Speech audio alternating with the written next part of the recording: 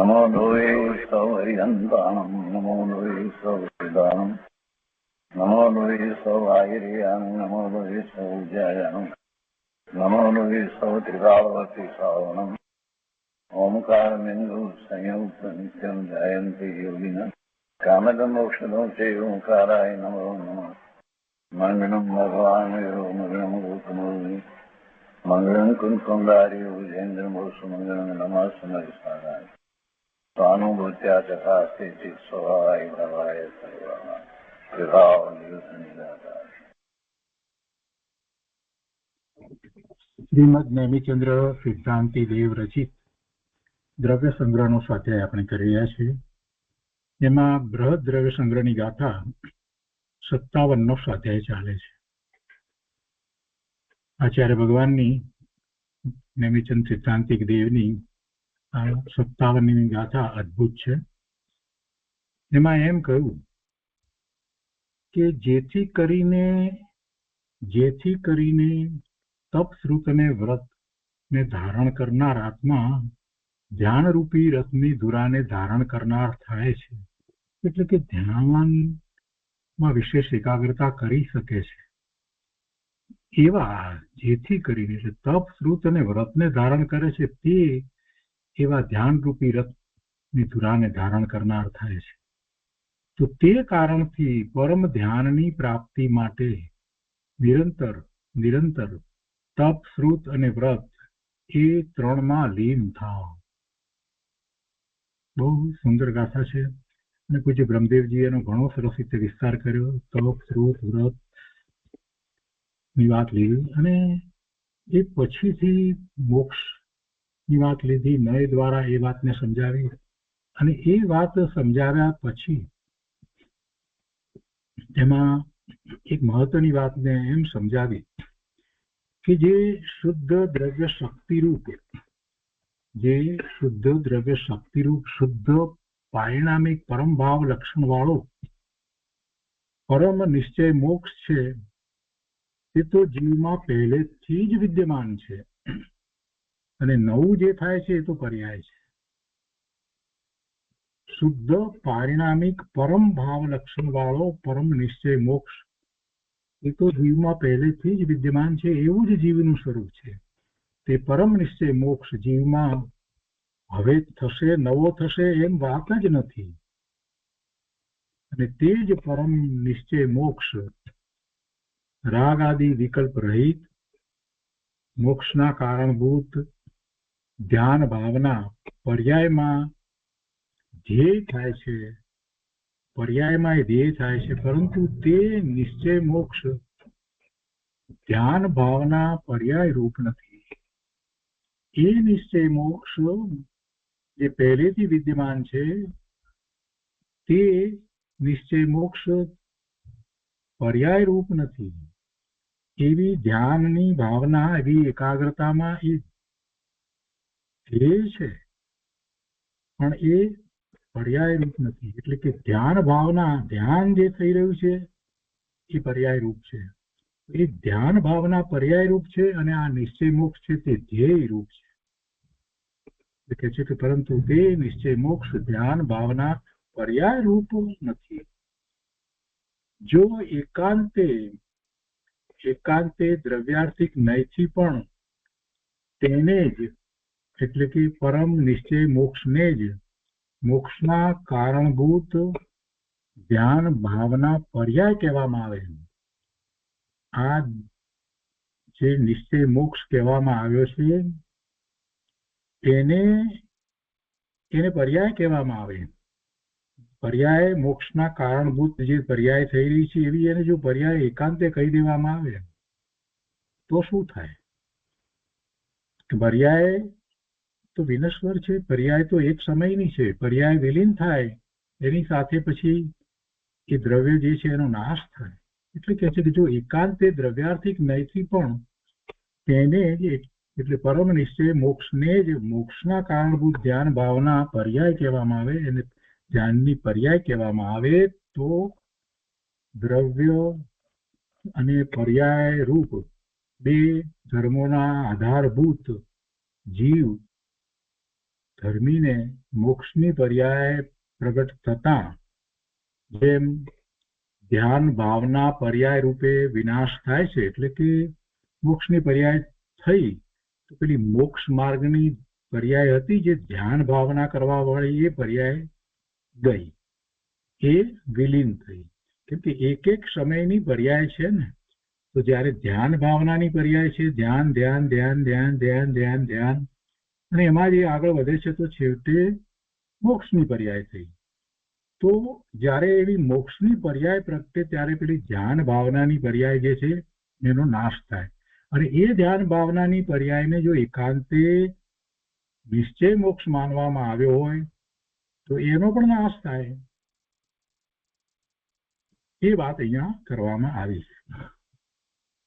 તો કે છે કે અને પર્યાય રૂપ બે ધર્મોના આધારભૂત જીવ એવા જીવને ધર્મીને મોક્ષની પર્યાય પ્રગટ થતા જેમ ધ્યાન ભાવના પર્યાય રૂપે વિનાશ પામે છે, વિનાશ થાય છે, તેમ ધ્યેયભૂત જીવનો શુદ્ધ પારિણામિક ભાવ લક્ષણ વાળા દ્રવ્ય રૂપે પણ વિનાશ થશે.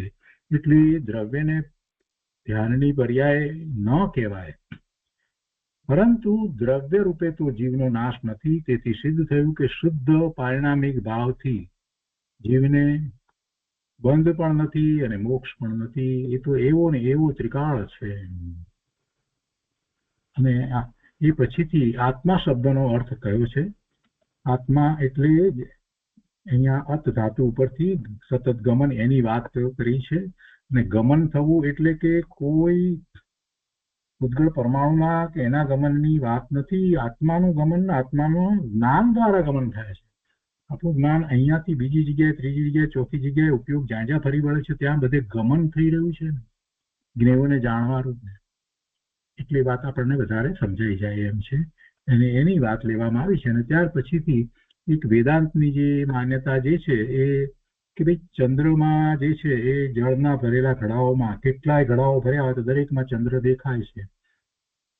તો એ દરેક જે છે એ એના અંશ છે કોઈ પરમાત્માના. એવી રીતે એ ચંદ્રના ઉદાહરણ દ્વારા જે વાત સમજાવી છે એ વાત પણ ખોટી છે. ચંદ્ર એક જ છે. એટલે એ બધી વાતો હવે આવશે. અને એની ઉપર પૂજ્ય ગુરુદેવ કાનજી સ્વામીએ જે વિસ્તાર કર્યો છે તે હવે આજે આપણે આગળ શરૂ કરીએ છીએ.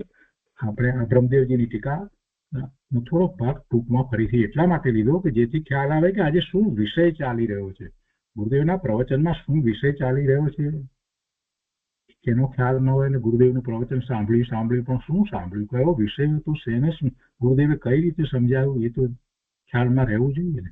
તો આગળ લઈએ છીએ પૂજ્ય ગુરુદેવનું પ્રવચન આજે 57મી ગાથા ઉપર. બૃહદ દ્રવ્ય સંગ્રહ પ્રવચન ભાગ બીજો, પાના નંબર 283. આપણે ગઈકાલે થોડીક શરૂઆત કરી હતી પણ પહેલેથી એ લઈએ છીએ. અહીંયા માગસર વચ્ચો શુક્રવાર તારીખ 5/12/52 દિવસનું જે પ્રવચન છે તે લઈએ છીએ. ગુરુદેવ કહે છે કે બધા દ્રવ્યમાં આત્મદ્રવ્ય પ્રધાન છે. 6 દ્રવ્યમાં આત્મદ્રવ્ય પ્રધાન મુખ્ય એ જ છે, તો જ બધા 5 દ્રવ્ય બીજા જણાય છે, નહીતર કોણ જાણત હોય. તેમાં ધ્યેય કરવા યોગ્ય શુદ્ધ આત્મદ્રવ્યની વાત ચાલે છે. મુક્તિ દશા, આનંદ દશા છે ને એટલે નવી થાય છે, તે પણ વ્યવહાર નયનો વિષય અથવા તો એક દેશ શુદ્ધ નિશ્ચય નયનો વિષય છે. આની વાત ગઈકાલે આપણે ઘણી સારી રીતે સમજ્યા છીએ. એક દેશ શુદ્ધ નિશ્ચય નયનો વિષય છે.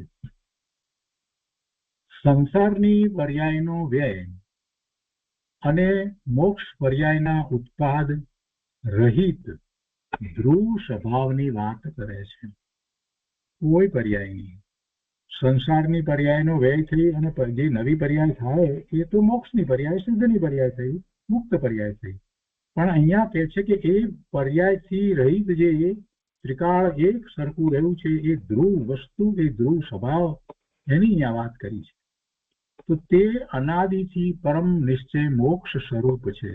શું ધ્રુવ સ્વભાવ છે તે અનાદિથી પરમ નિશ્ચય મોક્ષ સ્વરૂપ છે. જીવ અનાદિનો છે ને ત્યારથી જ એનો જીવ સ્વભાવ નિશ્ચય મોક્ષ સ્વરૂપ છે. તો પછી આ અનંત ભવ કેમ થયા? ભાઈ અનંત ભવ થયા એ તો પર્યાય છે. ભવ થવો એ પર્યાય છે અને એ ભાવ જયારે થયા, અનંત ભાવ થયા ને હજી ભાવ થઈ રહ્યા છે, એ વખતે પણ એ ધ્રુવ સ્વભાવ એ તો એવો ને એવો જ છે. તે અનાદિથી પરમ નિશ્ચય મોક્ષ સ્વરૂપ છે. એક રૂપ ધ્રુવ જ્ઞાયક સ્વભાવી સૂર્ય છે, તે અનાદિથી વિદ્યમાન છે, નવો પ્રગટતો નથી. જે હોય તેનો અભાવ થતો નથી, અને જે હોય એને પછી નવું થવાની ક્યાં જરૂરત છે, આવશ્યકતા હોતી જ નથી. છે તો છે, એ નવું થતું નથી કે એનો નાશ થતો નથી. અભવીને પણ સ્વભાવ તો એવો ને એવો છે. અભવ્યને પણ સ્વભાવ તો પરમ પરિણામિક ભાવ એને પણ એમ જ છે, ધ્રુવ સ્વભાવ છે. તે નિશ્ચય એક રૂપ મોક્ષ સ્વભાવ હંમેશા વિદ્યમાન સ્વરૂપ છે. અભવ્ય હોય તો પણ એને એમ છે, ફક્ત પર્યાયમાં ફેર છે. ભવ્ય જીવ પોતે પોતાના જ્ઞાન સ્વભાવને ઓળખી જાણી એનો સ્વીકાર સત્કાર કરી અને એ ભાવે પરિણમી જાય છે. અભવ્ય છે તે એને એ રીતે જાણે છે કે પોતાનો જ્ઞાન સ્વભાવ છે, એ બધું જાણે, શાસ્ત્ર દ્વારા જાણી શકે, ન જાણે એવી તો કોઈ વાત નથી, પણ એ ભાવે પોતે પરિણમતો નથી, એટલે એને અભવ્ય કહેવામાં આવ્યો છે. પણ પરિણામિક ભાવની અપેક્ષાથી વિચાર કરીએ તો કે અભવીને પણ સ્વભાવ તો એવો ને એવો છે. તે નિશ્ચય એક રૂપ મોક્ષ સ્વભાવ, આ નિશ્ચય એક રૂપ મોક્ષ સ્વભાવ જે છે એ તો ત્રિકાળ છે, હંમેશા વિદ્યમાન સ્વરૂપ છે, હોય જ છે, દરેક વખતે છે. જ્યારે એનું લક્ષ કરો ત્યારે એ અનુભવમાં આવે. સંસારની વિકારી પર્યાય અને મોક્ષની નવી અવિકારી પર્યાય. સંસાર પર્યાય જે આ સુધી છે ત્યાં સુધી તો એ વિકારી પર્યાય છે ને, અને પછી મુક્ત દશા થાય છે તો મોક્ષની નવી પર્યાય થઈ, તો એ મોક્ષની નવી પર્યાય છે તે અવિકારી છે. તો એવી અવિકારી પર્યાય, બેમાંથી કોઈ પણ પર્યાય, સંસારી પર્યાય કે સિદ્ધની પર્યાય, એટલે વિકારી પર્યાય કે અવિકારી પર્યાય, એ શુદ્ધ દ્રવ્ય સ્વભાવમાં નથી.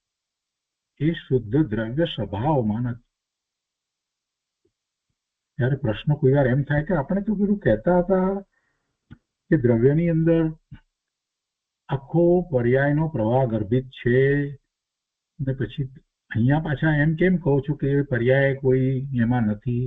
અહીંયા સ્વભાવમાં નથી એમ કહેવામાં આવ્યું છે. સ્વભાવ ગુણના ભવનરૂપ સ્વભાવ છે. ગુણ અનંત છે, અનંત ગુણનો સમૂહ એવો આ ભગવાન આત્મા, એના ભવન રૂપ એનો પોતાનો ભાવ એ સ્વભાવ છે.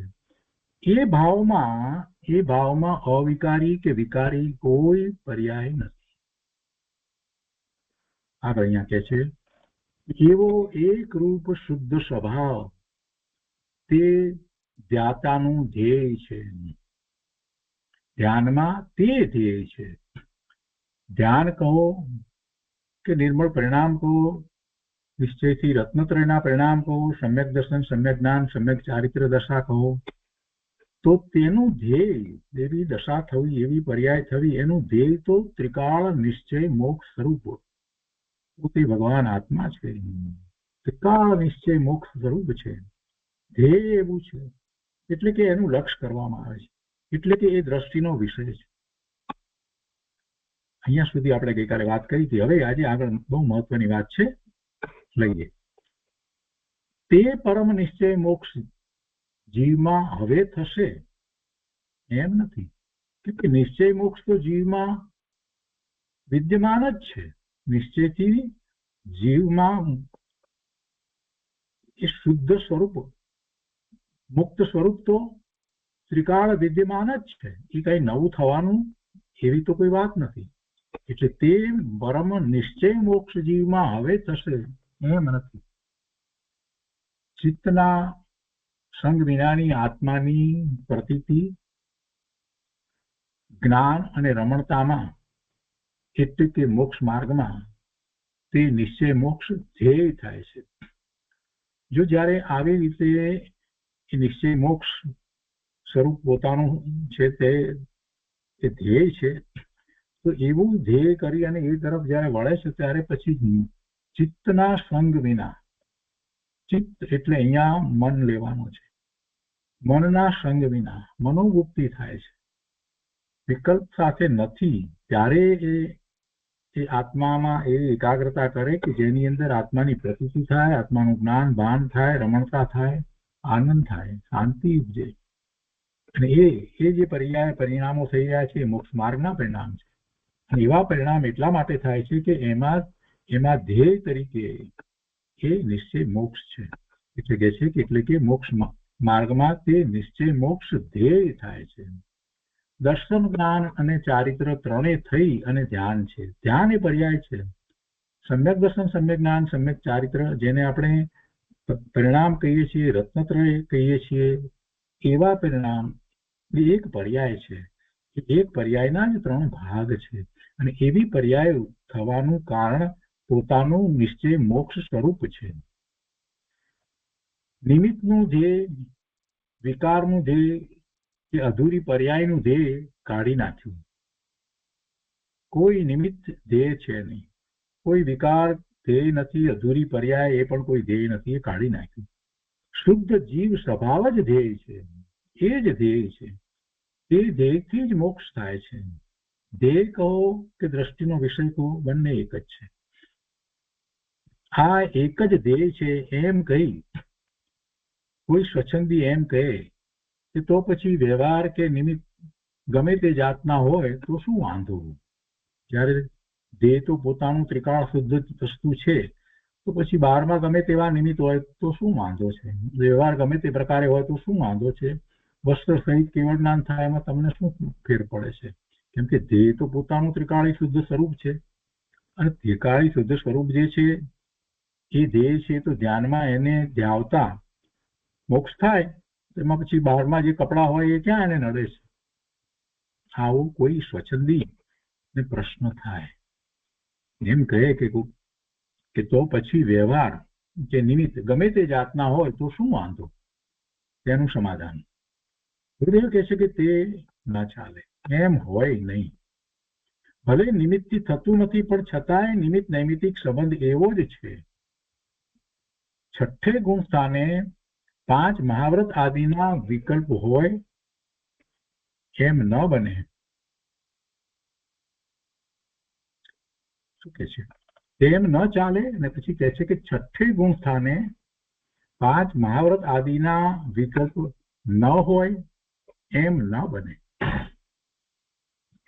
છઠ્ઠા ગુણ સ્થાને 5 મહાવ્રત ન હોય એમ બને. ધારો કે માની લે કે 5 મહાવ્રત છે નહીં, છઠ્ઠું ગુણસ્થાન નથી, તો શું વાંધો છે? આત્માનું લક્ષ્ય કરે એટલે કેવળ જ્ઞાન થાય.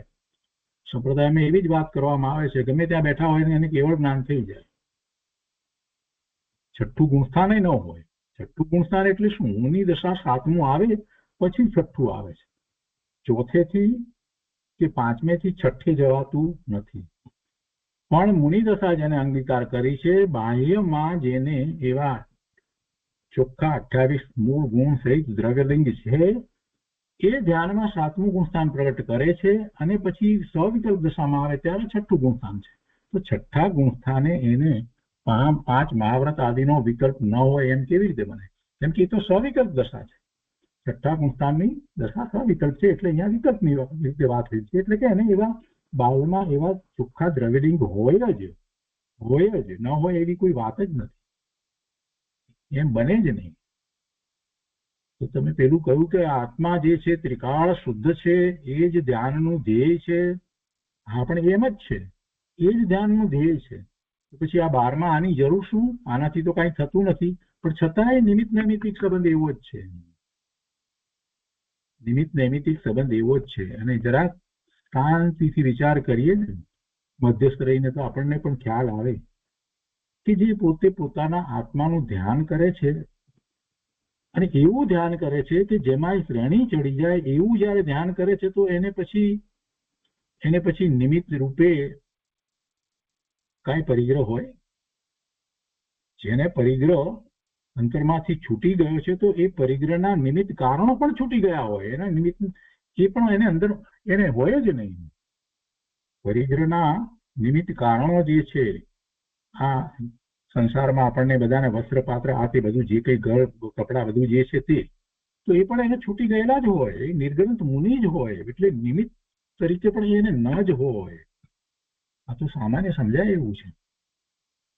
એટલે નિમિત્ત એમ જ હોય. એટલે ગુરુદેવ કહે છે કે તે ન ચાલે. છઠ્ઠે ગુણ સ્થાનકે 5 મહાવ્રત આદિના વિકલ્પ ન હોય એમ ન બને. એટલે કે હોય જ, એવા 5 મહાવ્રત હોય જ. વળી કહે છે કે કુદેવ આદિની શ્રદ્ધા હોય અને આ ધ્યેય હોય અને મુક્તિ થઈ જાય તેમ બને નહીં. કુદેવની શ્રદ્ધા હોય અને પછી કહે છે કે ના અમે આત્માનું ધ્યાન કર્યું અને પછી મુક્તિ થઈ ગઈ, એ ક્યાંથી બને ભાઈ? એ વાત પણ બને એમ નથી. સાચા દેવ ગુરુ શાસ્ત્ર નિમિત્ત હોય છે અને તેનું ફળ અતિશય પુણ્ય છે. તે વાત પહેલા આવી ગઈ છે.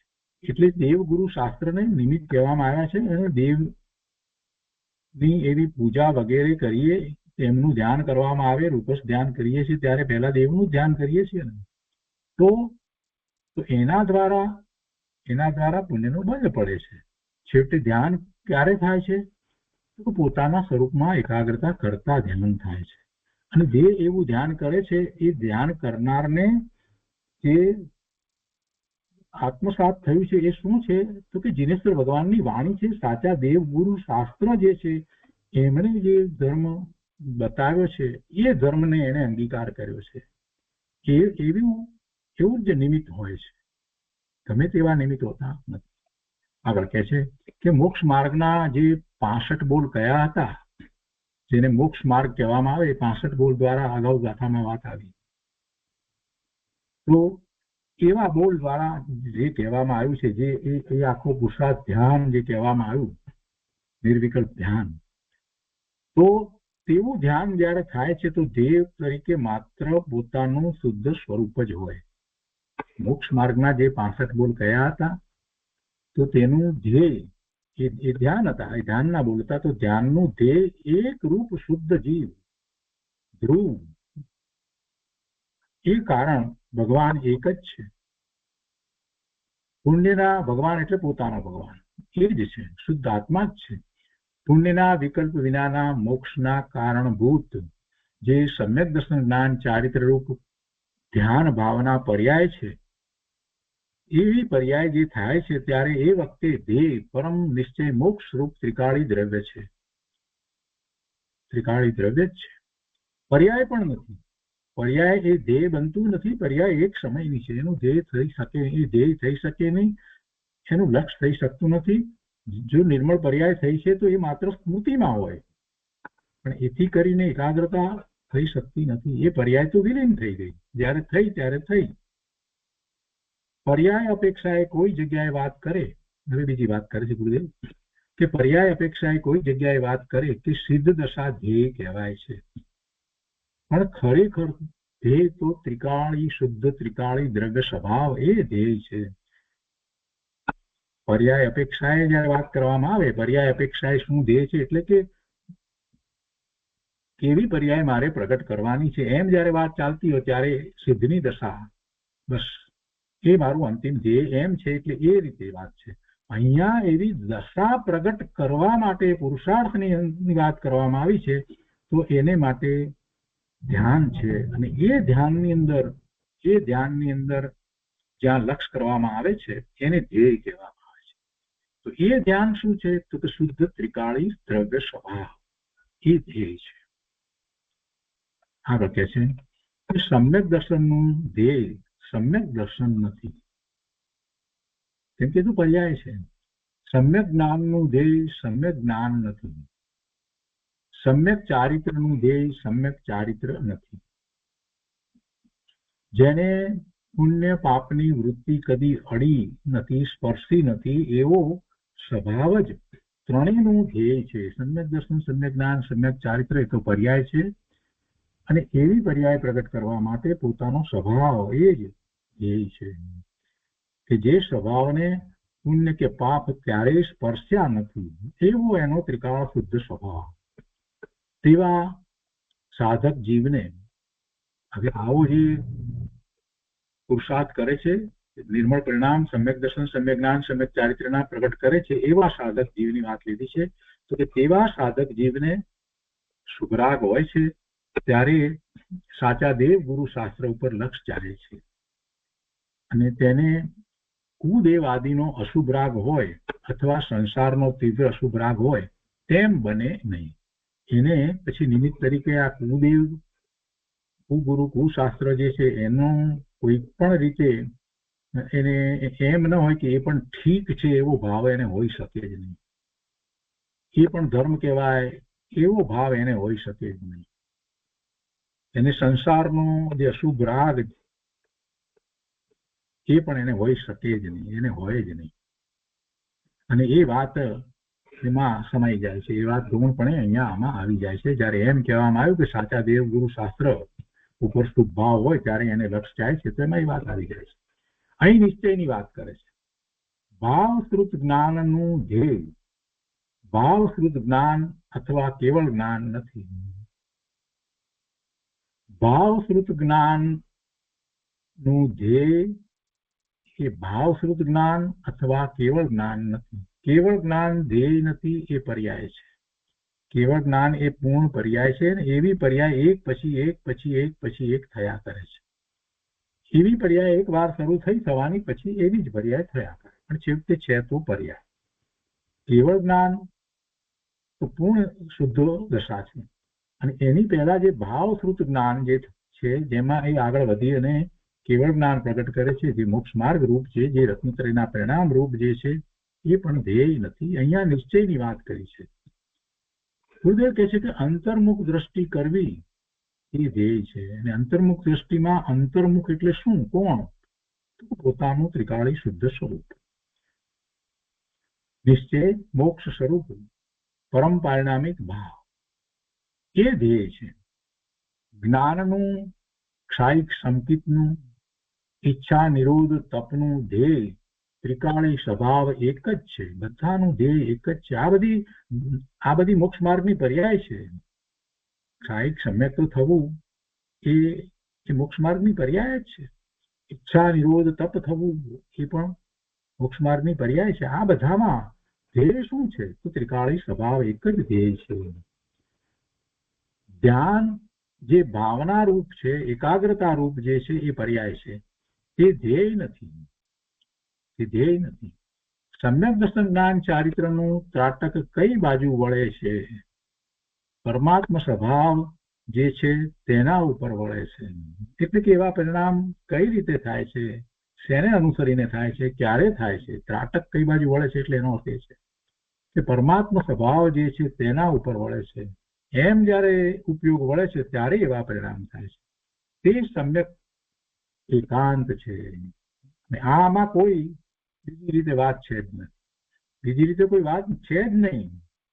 પરમાત્મા સ્વભાવ જે છે તેના તરફ જયારે લક્ષ જાય છે ત્યારે એવા પરિણામ થાય છે. એ સમ્યક એકાંત છે. આ કથનને સમ્યક એકાંત કહ્યું છે. એને એકાંત છે છતાં પણ એ સમ્યક છે. ધ્યાન પર્યાયનું ધ્યેય ધ્યાન પર્યાય નથી, પણ નિજ શુદ્ધ આત્મદ્રવ્ય છે. ખૂબ ગુરુદેવે સ્પષ્ટતા કરી દીધી. હવે કહે છે કે દ્રવ્યાર્થિક નૈથી કહેલ મોક્ષના કારણભૂત સામાન્ય સ્વભાવને એકાંતે ધ્યાન ભાવનાની પર્યાય કહેવામાં આવે. હા, જે મોક્ષના કારણભૂત પોતાનો જે દ્રવ્ય સ્વભાવ નિશ્ચય મોક્ષ સ્વરૂપ જે સ્વભાવ જે છે તે એને ધ્યાન ભાવનાની પર્યાય કહેવામાં આવે અને એ પણ એકાંતે. એને જો ધ્યાન ભાવનાની પર્યાય કહેવામાં આવે અથવા સામાન્ય સ્વભાવને લક્ષમાં લેનારા જ્ઞાનના ધ્યેયમાં આ વિતરાગી પર્યાયને કહેવામાં આવે અથવા તો સામાન્ય દ્રવ્ય સ્વભાવ જે છે એને લક્ષમાં લેનારી જ્ઞાનની પર્યાય જે છે એના જ્ઞાન એ જે તરફ વળે છે તો એમાં જે ધ્યેય છે એ ધ્યેયની અંદર વિતરાગી પર્યાયને કહેવામાં આવે, એમાં ભેળવી દેવામાં આવે, એમાં એને પણ લેવામાં આવે તો નિત્ય દ્રવ્ય અને અનિત્ય પર્યાય રૂપ બે ધર્મોનો આધાર જીવ દ્રવ્ય જે ધર્મી છે તેને મોક્ષ દશાનો ઉત્પાદ થાય.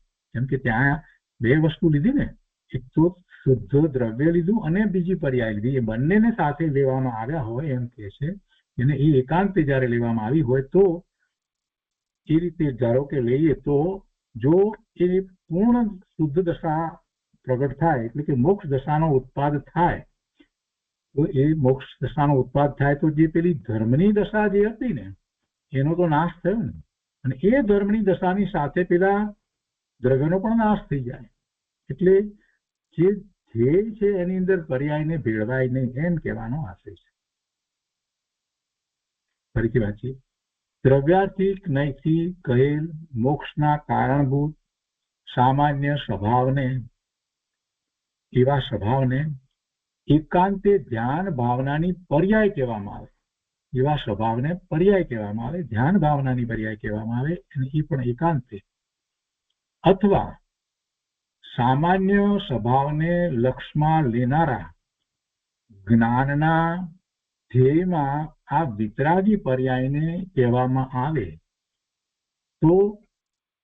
તો નિત્ય દ્રવ્ય અને અનિત્ય પર્યાય એમ બે વસ્તુ, નિત્ય જે રહેલું દ્રવ્ય અને અનિત્ય એવી પર્યાય, એ બે ધર્મોનો આધાર જીવ દ્રવ્ય ધર્મી છે.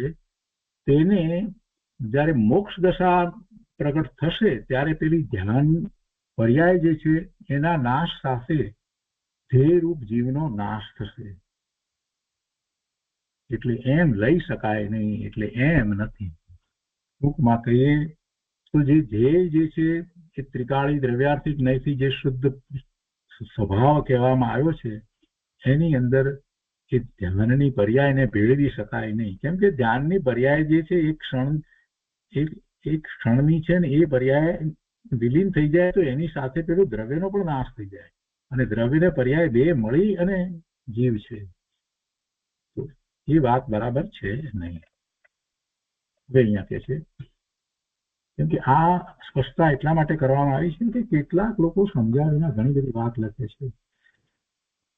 આખું એક પુસ્તક એક ભાઈએ લખી નાખ્યું છે અને એના માટે મેં વાંચ્યું છે. એમને પર્યાય વિના નહીં લેવું એમ, દ્રવ્ય ધ્યેયની અંદર એમને પર્યાયને લીધી છે. હવે શું કહેવું એમાં? ખૂબ લાંબુ લખાણ બધું બહુ લખ્યું છે, બીજી બધી વાતો ઘણી બધી લખી છે, અને પણ સમજ્યા નથી. હિન્દી અને ગુજરાતી બંનેમાં એ પુસ્તક છે. ઘણા વખત પહેલા મારા હાથમાં આવ્યું, ઘણા વખત વાંચ્યું. આ ગુરુદેવ પાસે જરાક બેઠા હોત ને આ ભાઈ જરા શાંતિ ચિત્તથી, તો એને સમજણ પડી જાય કે દ્રષ્ટિનો વિષય કેવો હોય. એમને દ્રષ્ટિનો વિષય બતાવ્યો છે, પણ એમને પર્યાયની વાત બહુ લીધી છે. એમ નથી ભાઈ, એમ નથી હોતું. પર્યાય છે, પર્યાય વિનાનું દ્રવ્ય નથી, એ સ્વીકાર કરવાનો છે. પણ જયારે દ્રષ્ટિના વિષયની વાત ચાલે ત્યારે શું હોય? ત્યારે વાત શું હોય? જો બેંકમાં લોન લેવા જઈએ ત્યારે આપણે જાણીએ કે બેંકનું મકાન હોય, બહાર ચોકીદાર ઉભો હોય, અને પછી અંદર દાખલ થવા માટે પણ પાછી કંઈક વિધિ કરવી પડે. અત્યારે તો હવે એવું છે, અને તમારો નંબર આવે ત્યારે જવાય. આ બધી વ્યવસ્થા હોય, પણ છેવટે તમારે જેની પાસેથી લોન લેવાની છે એ એક વ્યક્તિ જુદી છે. આ બધા જે છે એ નથી એનું કારણ. એટલે પર્યાય વિનાનું દ્રવ્ય નથી, એવા તો પરમ સત્ય છે. પણ છતાંય જ્યારે તમે દ્રષ્ટિનો વિષયનો વિચાર કરો છો ત્યારે એ ધ્રુવ વસ્તુનો જ લક્ષ કરવાનો છે. પોતે ધ્રુવ ત્રિકાળ શુદ્ધ છે, તો એ શુદ્ધ, એ વખતે એ ભાઈ દ્રવ્ય શુદ્ધ છે એનું જ લક્ષ કરવાનું છે. એમાં પર્યાયને ભેળવવાની નથી હોતી. પણ એ વાત બહુ કઠિન છે, અને એ વિષય જ આખો જુદો છે. એ વિષયને અહીંયા સહેલો કરી અને પૂજ્ય ગુરુદેવે સમજાવી દીધો છે. બ્રહ્મદેવજી એ વાત લીધી અને ગુરુદેવે એ વાત સમજાવી. એટલે આપણે શરૂઆત જ એનાથી કરી કે આ રીતે બ્રહ્મદેવજી વાત લીધી છે, ગુરુદેવે આ સમજાવી છે.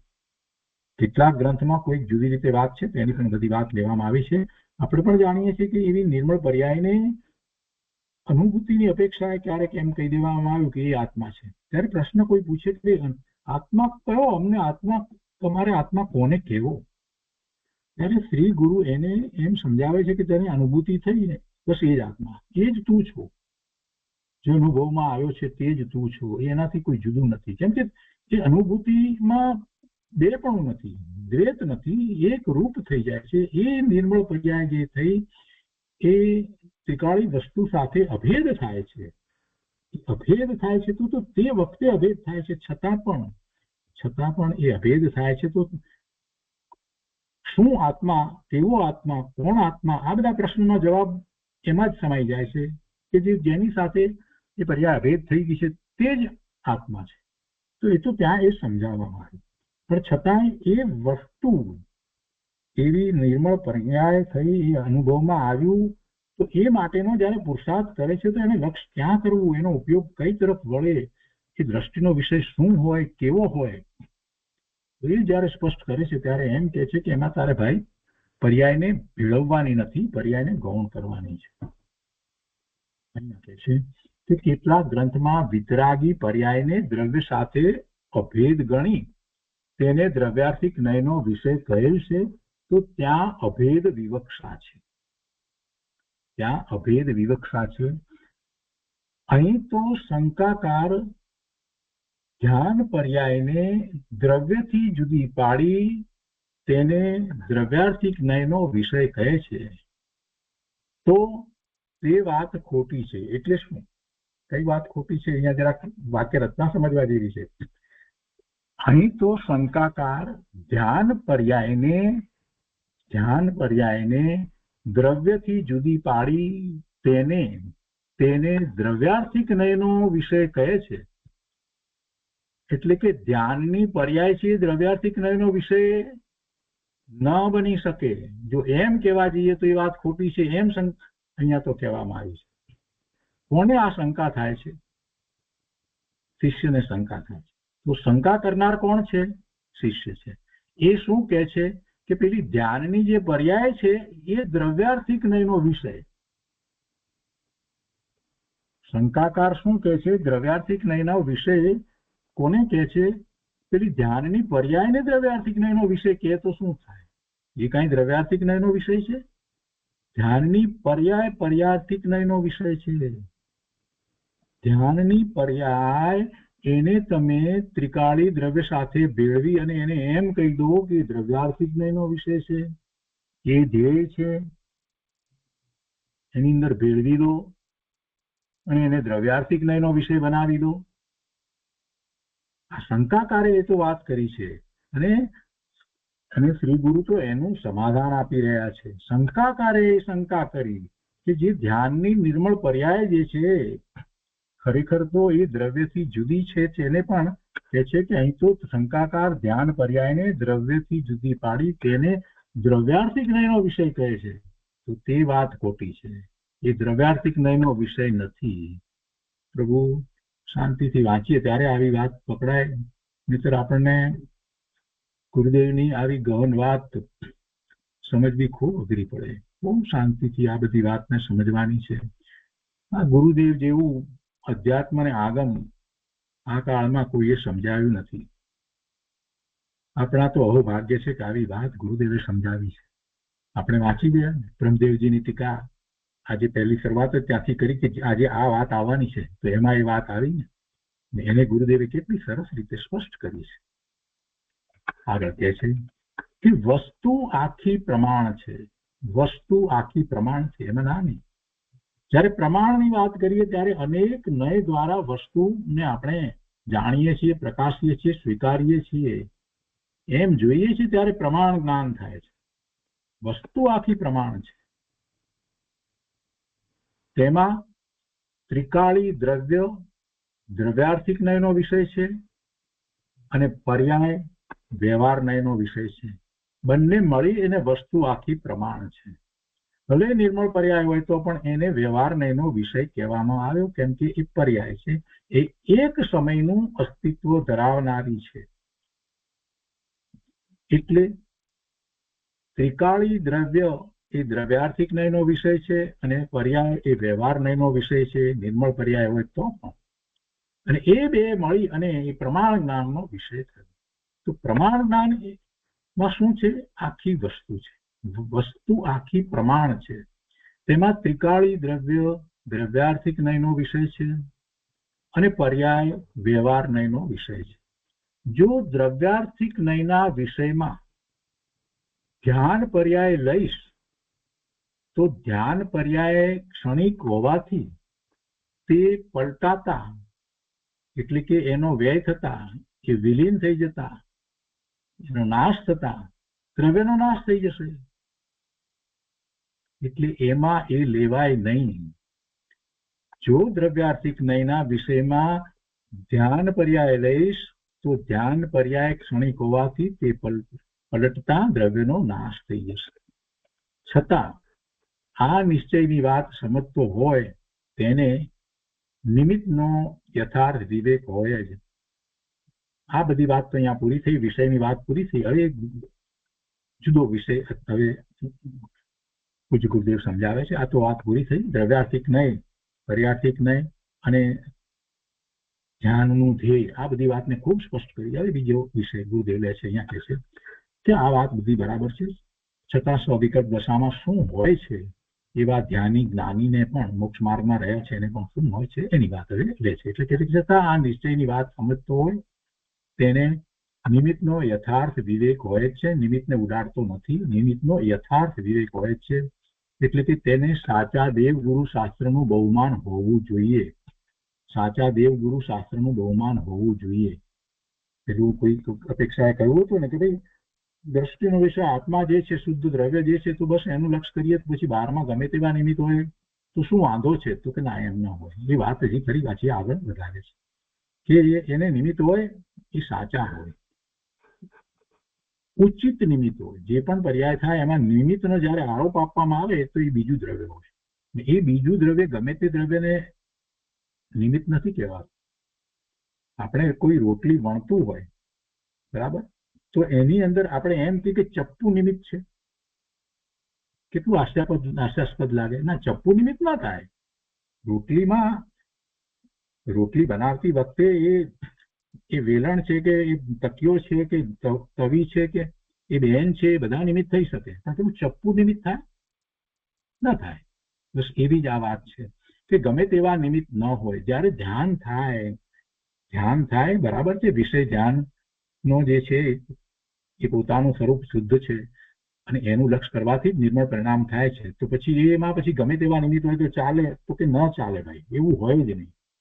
નિમિત્ત જે છે એ ઉચિત નિમિત્ત હોય. અને એ વાત આપણને વ્યવહારમાં તો સમજાય છે.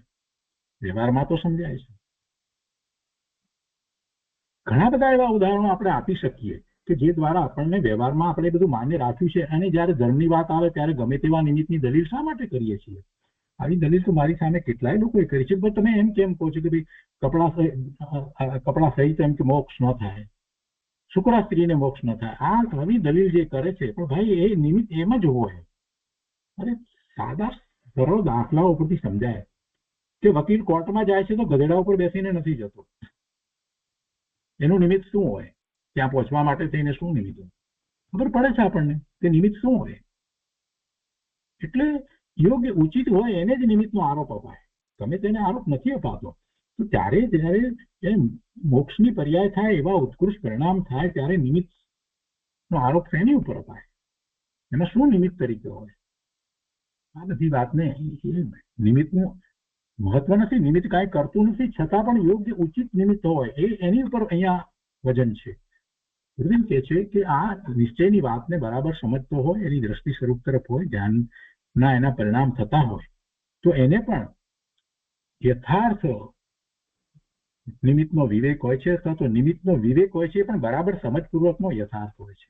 તેને સાચા દેવગુરુ શાસ્ત્રનું બહુમાન હોવું જોઈએ, હોય જ.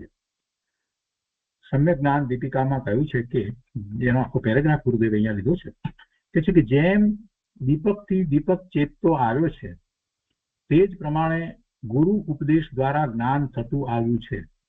એ વાર્તા અનાદિ છે. એમાં એ રીતે વાત લીધી છે, એક દીવા દ્વારા બીજો દીવો ચેતે, ત્રીજા દીવા, એટલે કે ગુરુ જે જ્ઞાન આપે છે એ દ્વારા આપણને જ્ઞાન થાય, એ રીતે વાત લીધી છે. આખી વ્યવહારની વાત છે, પણ છતાંય વ્યવસ્થિત વાત કરવામાં આવી છે, ઉચિત નિમિત્ત બતાવ્યા છે.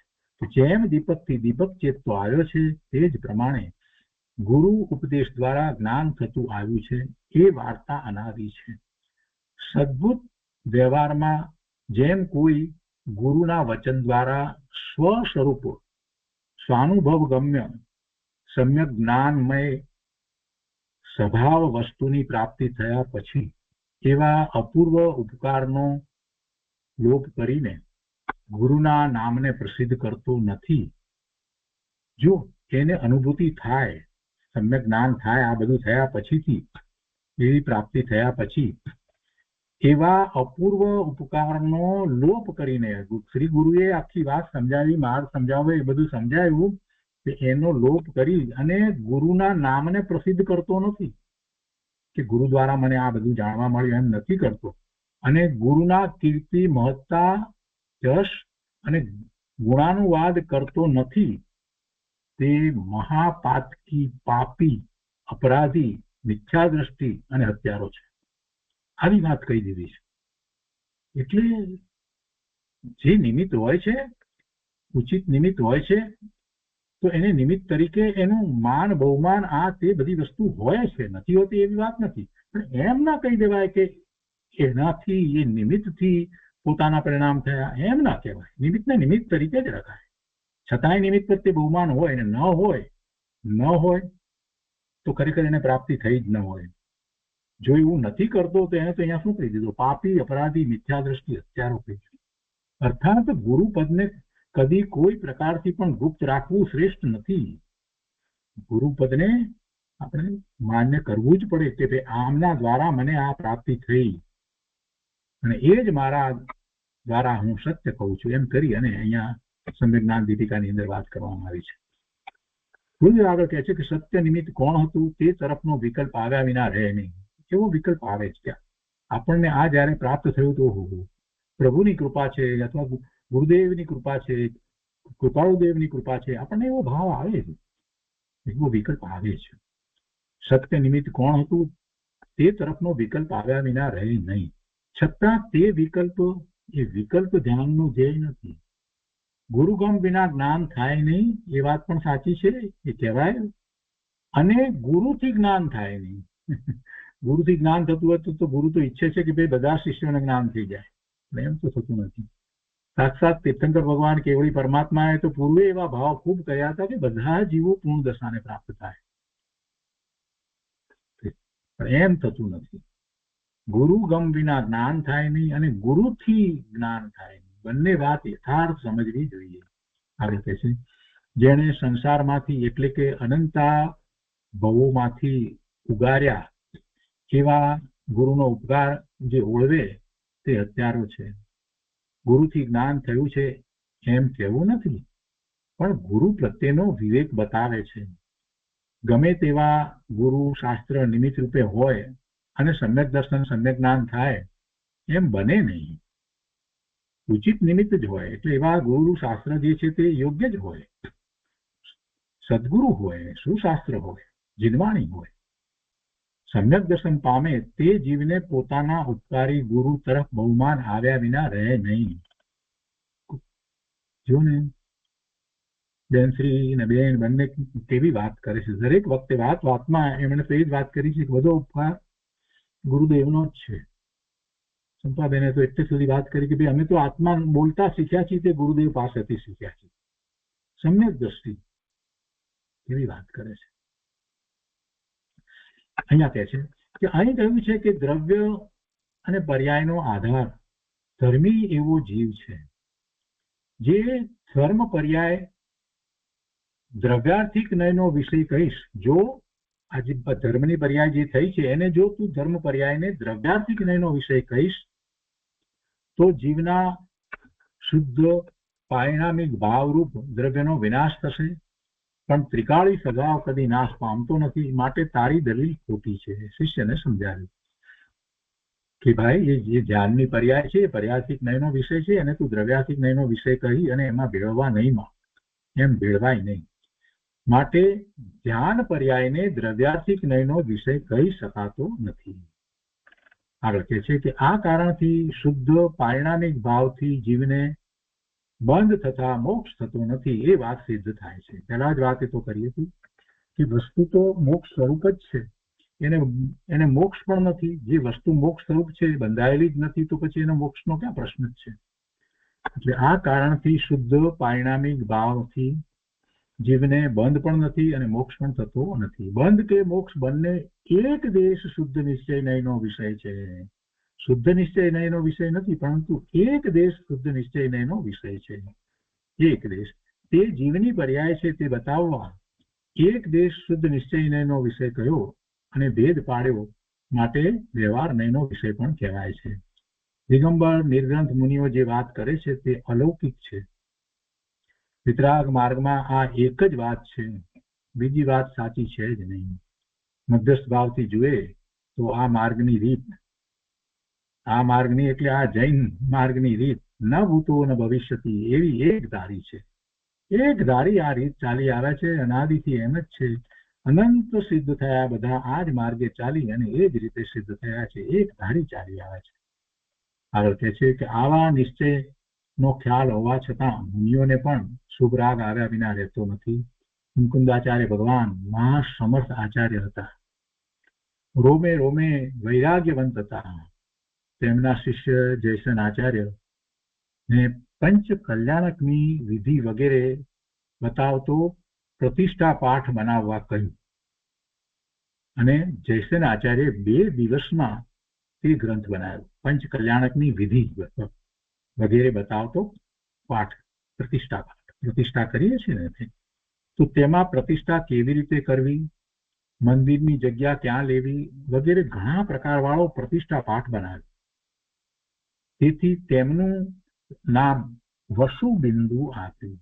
વસુબિંદુનો શબ્દાર્થ તમારા 8 કર્મો શૂન્ય થશે એમ કહી મુકુંદાચાર્ય જયસેન આચાર્યને વસુબિંદુ નામ આપ્યું. આમ મુનિઓને પણ તે પ્રકારના શુભરાગ આવે છે. કેટલું સુંદર ઉદાહરણ આપ્યું ગુરુદેવે, શુભરાગનું સુંદર ઉદાહરણ આપ્યું. વળી ભગવાનની મૂર્તિ જોઈને ઇન્દ્રો નાચી ઉઠે છે. ઇન્દ્રો ભગવાનને 1000 નેત્રથી જુએ છે. જન્મ થાય છે ત્યારે, જન્મ કલ્યાણક ઉજવે છે ત્યારે ઇન્દ્ર ધરાતા નથી. એ બાળ ભગવાનને જોવા શું કહે છે કે ઇન્દ્રો ભગવાનને 1000 નેત્રથી જુએ છે. તેનું ધ્યેય નિજ શુદ્ધ ચિદાનંદ ભગવાનનું હોવા છતાં, ઇન્દ્રનું ધ્યેય તો એ જ છે, શુદ્ધ ચિદાનંદ પોતાનો આત્મા છે, છતાં તે ભૂમિકામાં શુભરાગ આવ્યા વિના રહે નહીં. જન્મ કલ્યાણક ઉજવવા જાય ત્યારે ઇન્દ્રને એવો શુભભાવ આવે જ છે, અરે નાચી ઉઠે છે. ગુરુદેવ કહે છે કે ક્ષાયિક સમકીથી ઇન્દ્રો ઘૂઘરા બાંધીને નાચે. ક્ષાયિક સમકીથી ઇન્દ્રો એક બહુ પછી તો જે મોક્ષે જનાર છે એવા ક્ષાયિક સમકીથી ઇન્દ્રો ઘૂઘરા બાંધીને નાચે. અસંખ્ય દેવોની સભામાં ગંભીરપણે બેઠો હોય તે ઇન્દ્ર ભગવાન પાસે બાળક થઈને કહે કે હે નાથ, આપ મુક્તિના દાતા છો વગેરે પ્રકારે સ્તુતિ કરે છે. આવા શુભરાગ સાધકની ભૂમિકામાં આવ્યા વિના રહેતા નથી. માટે જેમ છે તેમ યથાર્થ સમજવું. હવે આત્મા શબ્દનો અર્થ કહે છે. એમાં કહે છે પહેલી વાત કે અતતિ ગચ્છતિ ઇતિ આત્મા, એટલે કે જ્ઞાનમાં ગમન કરે તે આત્મા. જ્ઞાનમાં ગમન કરે તે આત્મા. જ્ઞાન રૂપે જ ગમન કરી રહ્યો છે. આત્મા બીજી રીતે ક્યાં ગમન કરે? અહીંયા બેઠો બેઠો અનંત જ્ઞેયોને જાણે, સર્વજ્ઞ થાય તો એ અનંત જ્ઞેયોને ત્યાં પોતે બેઠા બેઠા જાણે છે. 3 લોકમાં ફરી વળે છે એમનું જ્ઞાન. જ્ઞાનમાં ગમન કરી તે આત્મા. અત ધાતુ નિરંતર ગમન રૂપ અર્થમાં વર્તે છે. અત ધાતુ નિરંતર હંમેશા ગમન રૂપ અર્થમાં વર્તે છે. તે બધા ગમન અર્થના ધારક ધાતુ જ્ઞાન અર્થના ધારક છે. તેથી ગમનનો અર્થ જ્ઞાન કર્યો છે. ગમન એટલે જ્ઞાન. અહીંયા એ રીતે આખી વાત છે. જ્ઞાનમાં ગમન થાય છે ને, એ અપેક્ષાથી આખી વાત સમજીએ તો સહેલાઈથી સમજાય. આત્મા જ્ઞાનમાં પરિણમે છે. ઉત્કૃષ્ટ અર્થ કરે છે. જ્ઞાનમાં પરિણમે છે, ઉત્કૃષ્ટ અર્થ કરે છે. આત્મા જ્ઞાન રૂપ આનંદ રૂપ પરિણમે છે. પૂર્ણ વ્યક્ત રૂપે પરિણમે કે અલ્પ રૂપે પરિણમે તેને આત્મા કહે છે, પણ એ પરિણમે છે. આત્મા એકલો ધ્રુવ નથી, તેમજ એકલો પરિણમન રૂપ નથી. એકલો ધ્રુવ પણ નથી અને એકલો પરિણમન રૂપ પણ નથી. એટલે પેલા જે બુદ્ધ અને એની માન્યતા જે છે એમાં તો એકલા પર્યાયની જ વાત લીધી છે, દ્રવ્યને લીધું જ નથી. અને પેલા વેદાંત વાળા જે છે એકલા દ્રવ્યને જ લે છે, પરિણમનને જ લેતા નથી. એમ નથી. આત્મા એકલું ધ્રુવરૂપ નથી, તેમજ એકલું પરિણમન રૂપ નથી. ધ્રુવ એટલે કાયમ રહીને, અને જે પરિણમન એટલે પલટે છે. તો એ કાયમ રહીને પલટે છે, તે પોતાના ગુણોમાં યથાસંભવ વર્તે છે, તે આત્મા છે. પરિપૂર્ણ જ્ઞાન કે સુખ રૂપે વર્તે, કે અધૂરા જ્ઞાન કે સુખ રૂપે વર્તે, તો પણ આત્મા તે રૂપ વર્તે છે. તે રૂપ વર્તે છે એટલે શું? જે ભાવ જે છે એ ભાવ, એ પર્યાયની અંદર એ આત્મા વ્યાપે છે. એ સુખનો ભાવ છે તો પણ એમાં એ વ્યાપે છે, જ્ઞાન ભાવમાં પણ એ વ્યાપે છે. કે છે પરિપૂર્ણ જ્ઞાન કે સુખ રૂપે વર્તે, કે અધૂરા જ્ઞાન કે સુખ રૂપે વર્તે, તો પણ આત્મા તે રૂપ વર્તે છે.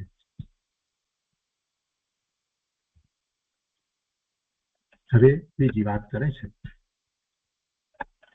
અને એ બીજી વાત જે છે તે આપણે આવતા સ્વાધ્યાયમાં લઈશું.